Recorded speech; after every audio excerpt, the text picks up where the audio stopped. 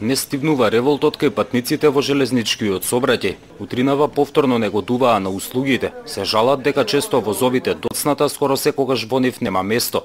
Значи, ако се работи за дефект еднаш во месецот или два пати нема проблем, ако не може да го исполните тоа што треба, сега се вадите на карти, нема карти, 5 години патувам со возов, никош не сум бил без карта. Значи, половина од времето стојам. Денеска на железничката станица во Велес дојде и директорот на јавното предпријатие Македонски железници транспорт.